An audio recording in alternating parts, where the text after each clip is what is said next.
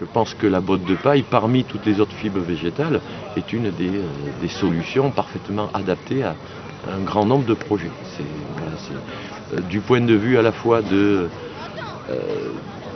l'économie du projet, c'est-à-dire on peut faire des maisons à un prix qui ne dépasse pas le prix d'une construction conventionnelle de bonne qualité technique, déjà, c'est pas plus cher.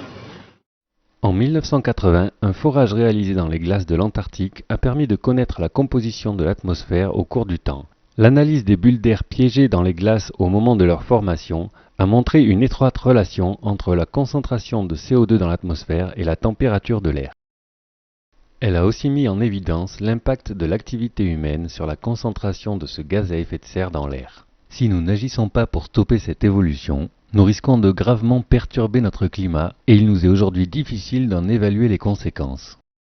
Pour les 100 ans qui arrivent, l'ensemble des modélisations prévoit une hausse de la température entre plus 2 et plus 6 degrés. C'est à peu près l'écart de température entre la dernière ère glaciaire et notre époque. Pour respecter le protocole de Kyoto, les pays industrialisés doivent diminuer leurs émissions de CO2 par 4.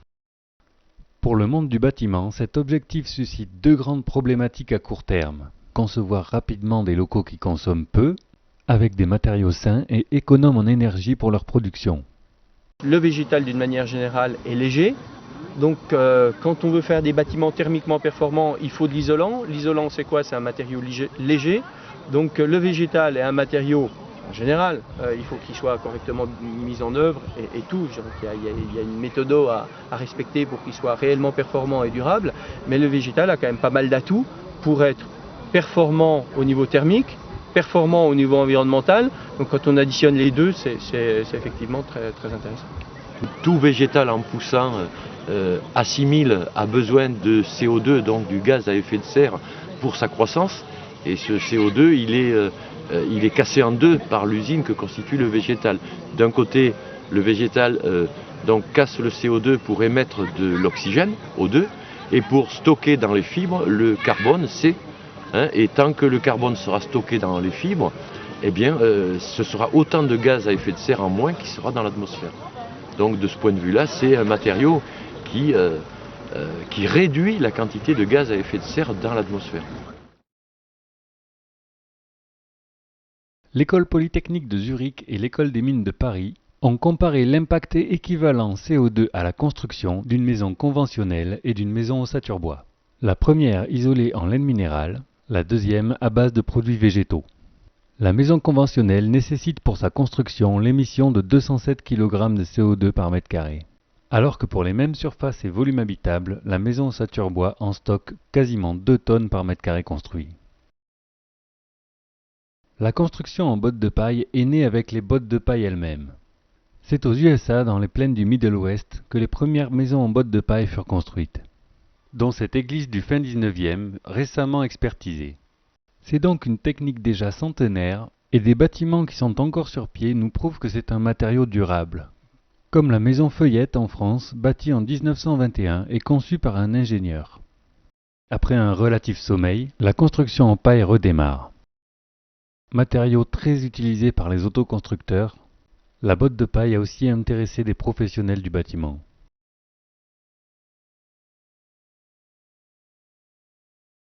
Finalement, la construction en paille, c'est quoi? C'est une ossature bois qu'on isole avec de la paille. Je me considère comme un professionnel quand même, parce que j'avais 20 ans d'expérience avant de faire la maison. C'est une ossature bois, donc là, il n'y a pas tellement de secret. Et puis ensuite, c'est l'isolation en botte de paille, et là l'intérêt effectivement c'est de trouver le matériau sur place directement. L'ossature en bois, ça nous a pris 2 semaines à 2, avec la charpente comprise. Et puis voilà, puis ensuite on a passé à 4 ou 5 une semaine pour mettre les bottes de paille, donc ça de ce point de vue là c'est assez rapide. Au niveau des enduits, c'est un corps d'enduit à la chaux hydraulique. C'est plus facile à chauffer donc qu'à rafraîchir. Et donc le confort d'hiver est vraiment super parce que ça se chauffe bien.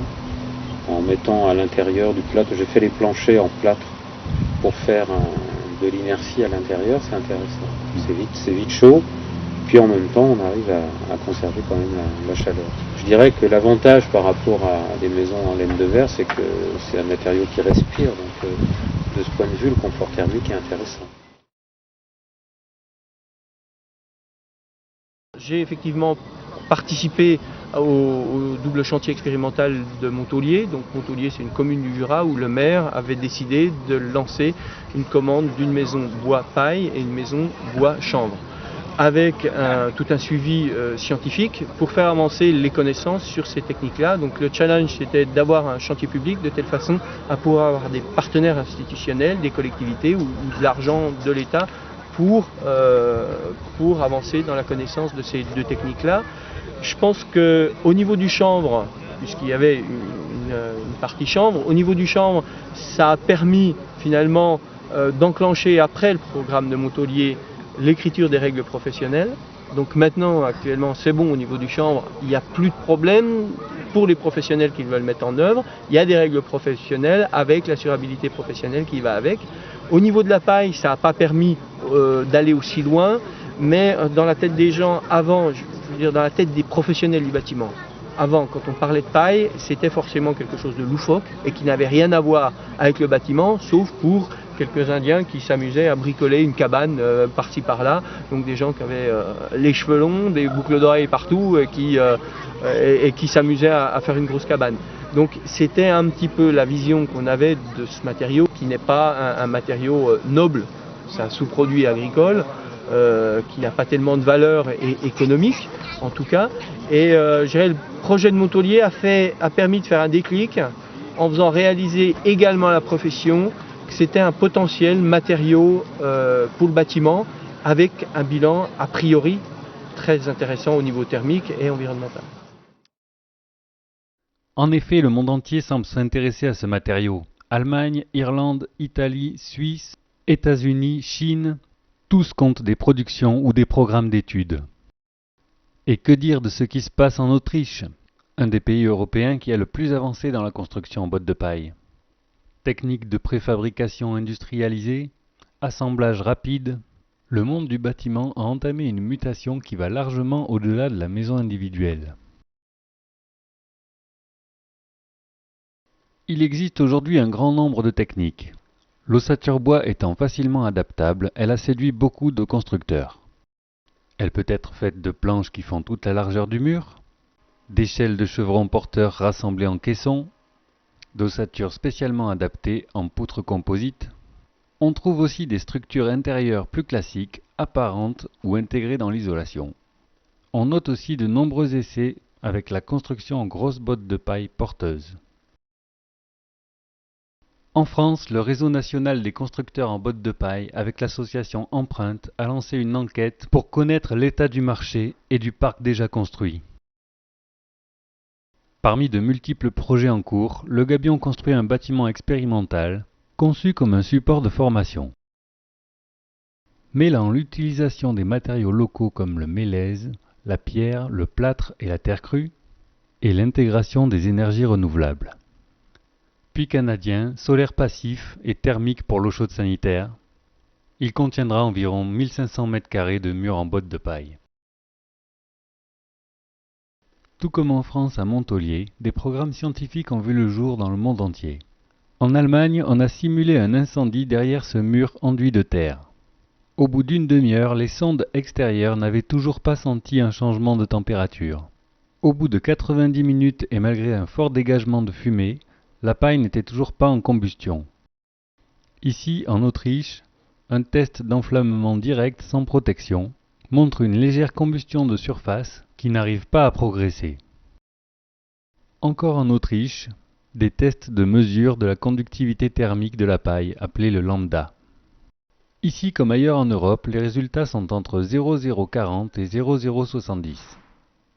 Ces résultats prouvent qu'on peut utiliser la botte de paille dans le bâtiment. Alors à quand la botte de paille dans des commandes publiques ou des établissements recevant du public ? Public ou pas forcément public, en tout cas des choses qui sortent de la maison individuelle, qui est le milieu dans lequel la construction paille a été obligée d'être cantonnée jusqu'à maintenant, parce que pour des professionnels, c'était difficile de proposer des prestations par rapport à l'utilisation de la botte de paille. Donc il y a un projet en Ardèche d'une école de 4 classes avec 20 logements attenants sur la même parcelle. Donc c'est une SCI privée qui est derrière, mais c'est quand même un projet d'ampleur pour la France. Il y a un concours qui vient d'être gagné pour une maison, un bâtiment recevant du public, donc dans le Doubs, à Vendoncourt, à côté de Montbéliard. Et sur les 4 projets, il y en avait un en paille. Et j'ai appris il y a 3 jours que le projet lauréat était le projet qui proposait des murs et des isolations toiture en paille. Il y a un organisme HLM de l'Isère qui se pose la question de lancer des maisons passives, donc high-tech qu'on fait en termes de bâtiments au niveau international, avec de la paille. Pendant toute la durée de vie du bâtiment, grâce à la botte de paille ou à des fibres végétales, eh bien on va pouvoir avoir des consommations extrêmement réduites au point de vue besoin de chauffage et de rafraîchissement. C'est-à-dire on tape en général à des consommations de entre 10 et 20 kWh par mètre carré par an, ce qui est à peu près 10 fois moins que la norme actuelle pour le bâtiment français. On est 10 fois meilleur, avec un matériau, avec une construction qui ne coûte pas plus cher au départ. C'est-à-dire qu'on avait un temps d'avance, à peu près 20 à 25 ans d'avance, sur l'évolution des normes actuelles. Donc quand on sait qu'un bâtiment dure au moins 100 ans, si ce n'est plus, c'est quand même un investissement qui est très rentable, ne serait-ce que du point de vue économique.